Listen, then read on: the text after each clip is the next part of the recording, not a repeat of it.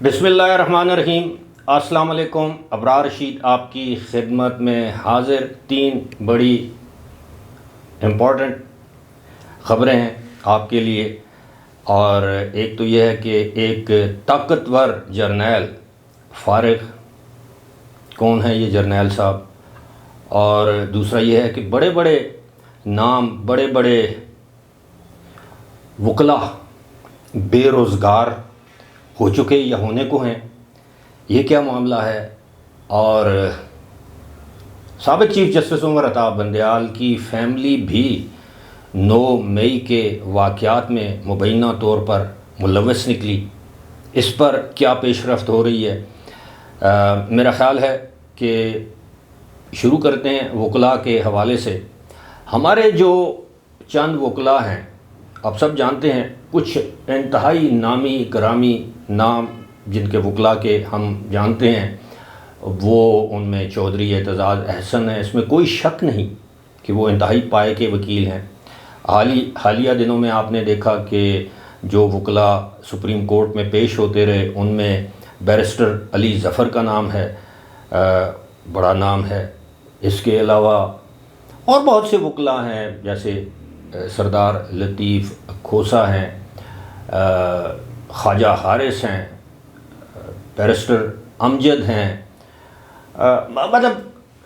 کچھ بہت سے سینئر وکلاء ہیں، اور جن میں خواجہ طارق رحیم کا نام بھی آتا ہے۔ دیگر وکلاء بھی ہیں جو کہ ڈاکٹر ڈاکٹر بابر اعوان، ظہیر الدین بابر ان کا نام ہے، لیکن بابر اعوان کے نام سے جانے جاتے ہیں، وہ بڑے وکلاء میں شامل ہیں۔ اچھا، یہ وکلاء ایسے ہیں کہ جو کروڑوں میں فیس وصول کرتے ہیں، اور آج کل ان میں ایک ریس ہے، ایک دوڑ ہے کہ ظاہر ہے عمران خان کا کیس مفت میں تو کوئی نہیں لڑتا، تو یہ ان سے بڑے پیسے لیتے ہیں، اور یہ بڑی بڑی فیسوں والے وکلاء ہیں، یہ مفت کیس نہیں لڑتے، آپ یقین کیجئے۔ یہ اس طاق میں رہتے ہیں کہ کوئی بڑی مچھلی ان کے ہاتھ میں آئے، پھر اس سے یہ من مانے جو ہے وہ پیسے وصول کریں فیس کے نام پر۔ لیکن یہ جو معاملہ ہے، بہت سے وکلاء کے بارے میں ہم جانتے ہیں، میں ان کا نام نہیں لینا چاہوں گا، کہ ان کے بارے میں یہ کہا جاتا ہے کہ وہ ججز کے ساتھ سوشلائزنگ کرتے ہیں، ان کو اوبلائج کرتے ہیں، پھر آپ کو پتہ ہے کہ جج صاحبان کو جب آپ اوبلائج کریں تو پھر آپ اپنی مرضی کا فیصلہ بھی لے لیتے ہیں، اور پھر ان کے بارے میں یہ تاثر عام کیا جاتا ہے کہ جی یہ بہت قابل وکیل ہے۔ میں ایک دو بڑے سینئر وکلاء کو جانتا ہوں جنہوں نے میرے اپنے فیملی کے لوگوں کے ساتھ بہت بڑا دھوکہ کیا، بہت زیادہ فیس وصول کی، اور بالآخر دوسری پارٹی کے ساتھ جا کر مل گئے۔ خیر، یہ ایک الگ بحث ہے،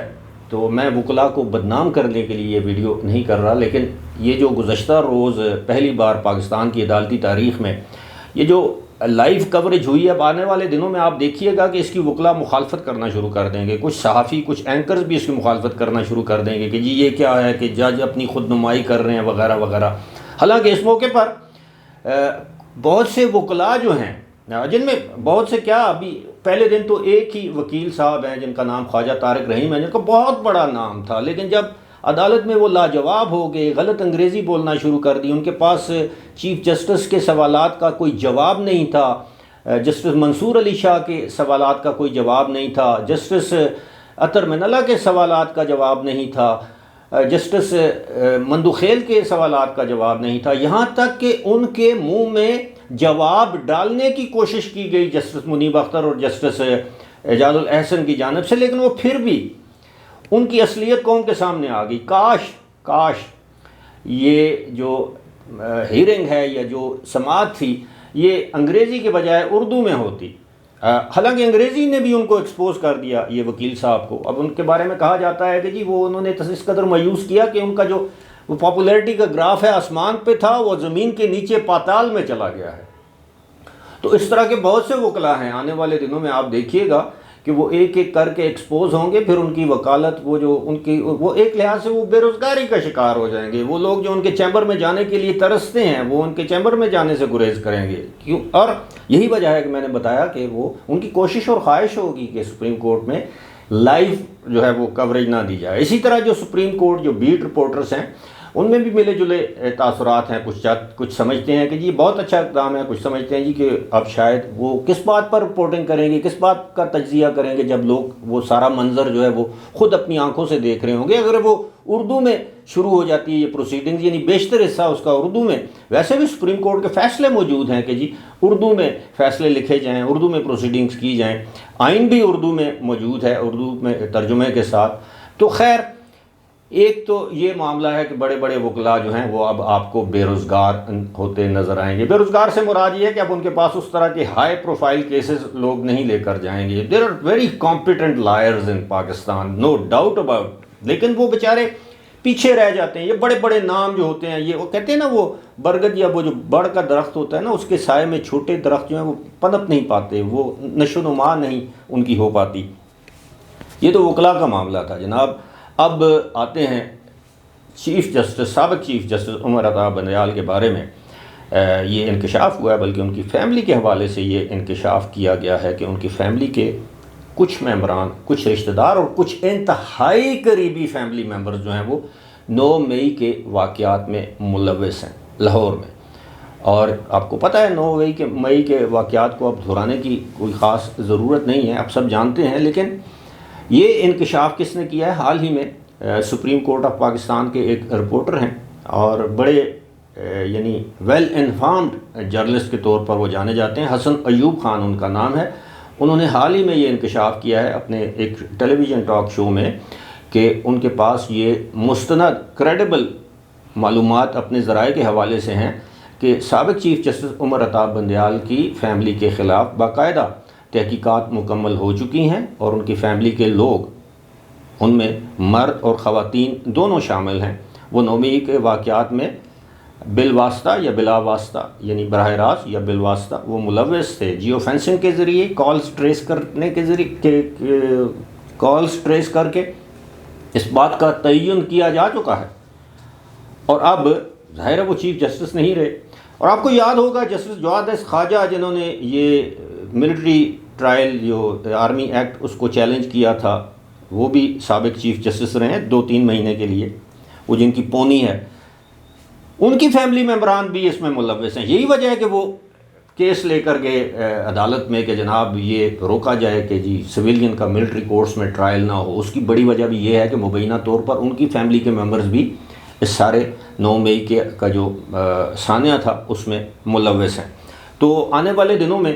لگتا تو یہی ہے کہ یہ سکرو ٹائٹ کیے جائیں گے اور جسٹس عمر عطا بندیال کو اپنے ان تمام اقدامات، وہ جو انہوں نے غیر آئینی غیر قانونی طور پر کیے اور تمام جو اس طرح کی حرکتیں کیں، اس کا انہیں جواب دینا پڑے گا، جلد یا بدیر یہ وقت بتائے گا. اب جناب آپ سوچ رہے ہوں گے کہ یہ جرنیل کو فارغ کرنے کی میں نے بات کی ہے، یہ کیا بات ہے؟ تو معاملہ یہ ہے کہ 2 دن پہلے آرمی چیف نے 2 میجر جنرلز کو جو ہے وہ، کچھ لوگ کہتے ہیں 3 کو کیا ہے لیکن کچھ کہتے ہیں 2 کو کیا ہے، ان کو پروموٹ کیا ہے میجر جنرل کے عہدے سے لیفٹیننٹ جنرل کے عہدے کا. ایک کا نام سرفراز احمد ہے جو میجر جنرل تھے، ان کو اب لیفٹیننٹ جنرل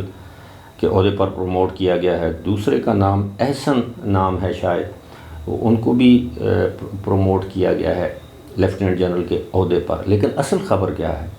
اصل خبر یہ ہے کہ ایک میجر جنرل ہیں، وہ ان کا نام ہے میجر جنرل عرفان ملک. اب آپ سوچ رہے ہوں گے یہ عرفان ملک کون ہے؟ یہ سینئر موسٹ میجر جنرل تھے اور ان کو سپرسیڈ کیا گیا، یعنی ان کے جو جونیئر تھے ان کو پروموشن مل گئی ہے، ان کو پروموشن نہیں دی گئی.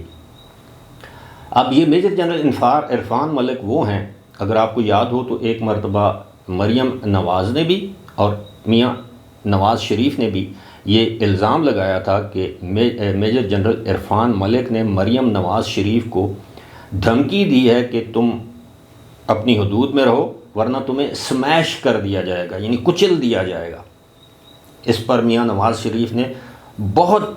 سخت اور شدید رد عمل دیا تھا، اگر آپ کو یاد ہو، جس کے بعد ان کو ان کے عہدے سے ہٹا دیا گیا تھا، یعنی کسی اور جگہ ان کی پوسٹنگ کر دی گئی تھی. اور پھر اس کے بعد آپ کو پتہ ہے جب چینج آف کمانڈ ہوئی، جب آرمی چیف بدلے تو اس کے بعد یہ تھوڑے پس منظر میں چلے گئے۔ اب عام طور پر آرمی میں ہوتا یہ ہے کہ جب کسی بھی سینئر آفیسر کو، میجر جنرل یا لیفٹیننٹ جنرل کو سپرسیڈ کیا جاتا ہے، جب اس کے جونیئر کو اس کا باس بنا دیا جاتا ہے، تو وہ عام طور پر ریزائن کر دیتا ہے، کیونکہ وہ یہ مناسب نہیں سمجھتا کہ وہ شخص، وہ آرمی آفیسر جو اس کا جونیئر رہا ہے، کسی نہ کسی جگہ وہ اس کا جونیئر سبارڈینیٹ کے طور پر اس نے سرو کیا ہے، تو کل کو کسی جو ہے وہ سرکاری تقریب میں اسے سلوٹ کرنا پڑے۔ یہ ایسے ہی ہے جیسے ابھی حال ہی میں آپ نے دیکھا کہ حالانکہ سپرسیڈ کوئی نہیں ہوا تھا، آپ کو یاد ہوگا کہ جب جنرل عاصم منیر کو آرمی چیف بنایا گیا تو وہ سینئر موسٹ تھے، کوئی جنرل سپرسیڈ نہیں ہوا، لیکن اس کے باوجود 2 جنرلز نے استعفیٰ دیا، حالانکہ وہ جونیئر تھے۔ ایک جنرل اظہر عباس جو چیف آف جنرل سٹاف تھے، انہوں نے استعفیٰ دیا، اور ایک جنرل جو لیفٹیننٹ جنرل تھے فیض حمید، انہوں نے استعفیٰ دیا۔ حالانکہ یہ دونوں جونیئر تھے آرمی چیف سے، موجودہ آرمی چیف سے، لیکن پھر بھی انہوں نے مناسب نہیں سمجھا ان کے ساتھ سرو کرنے میں۔ تو ہوتا یہی ہے کہ جب کوئی جونیئر افسر جو ہے وہ سینئر ہو جائے، یہ ایسے ہی ہے کہ جیسے ایک شخص کا کوئی ایک ڈی ایس پی کا کوئی ایس ایچ او ماتحت رہا ہو، اور وہ ڈی ایس پی کے بعد وہ ایس ایچ او جو ہے اس کا ایس پی بن جائے، تو وہ ڈی ایس پی کے لیے ایک سبکی کی بات ہوتی ہے۔ اسی طرح آرمی میں بھی ہوتا ہے، جس طرح میں پہلے واضح کر چکا ہوں۔ تو اب دیکھنا یہ ہے کہ کیا جنرل عرفان ملک ریزائن کریں گے یا اپنی پوسٹ پر کنٹینیو کریں گے، لیکن یہ ایک واضح اشارہ ہے، اب سمجھنے والوں کے لیے اس میں ایک اشارہ ہے کہ یہ اس پروجیکٹ عمران خان کا حصہ گردانے جاتے تھے یا سمجھے جاتے تھے جنرل عرفان ملک، جن کے بارے میں عمران خان، اپنا میاں نواز شریف اور مریم نواز نے واضح طور پر الزامات لگائے تھے کہ یہ ہمیں قتل، یہ مریم نواز شریف کو قتل کی دھمکیاں دے رہے ہیں وائل سرونگ آفیسر۔ اسی طرح جس طرح عمران خان کسی کو ڈرٹی ہیری اور کسی کو کیا کہہ کر پکارتے ہیں اور کہتے ہیں کہ جناب مجھے ان سے اپنی جان کا خطرہ ہے، تو ایسی ہی صورتحال ان کے ساتھ بھی تھی، اور ان کو یہ کہا جاتا تھا کہ یہ اس پروجیکٹ عمران خان کو لانچ کرنے والے کرداروں میں سے ایک کردار تھے جنہیں اب سائیڈ لائن کر دیا گیا ہے، اور جو دو نئے میجر جنرلز کو پروموٹ کیا گیا ہے، تو obviously they will become part of General Asim منیرز ٹیم۔ میں اس بات کو سینسیشنلائز نہیں کرنا چاہ رہا، میں سمپلی آپ کے سامنے یہ معاملہ رکھا ہے۔ اندر کے حالات تو وہ آرمی والے خود جانتے ہیں، وہ کبھی شیئر نہیں کرتے اور نہ ہی وہ پسند کرتے ہیں ان کے اندرونی معاملات کو جو ہے وہ پبلک کیا جائے۔ بہرحال فی الحال مجھے دیجیے اجازت، خدا حافظ۔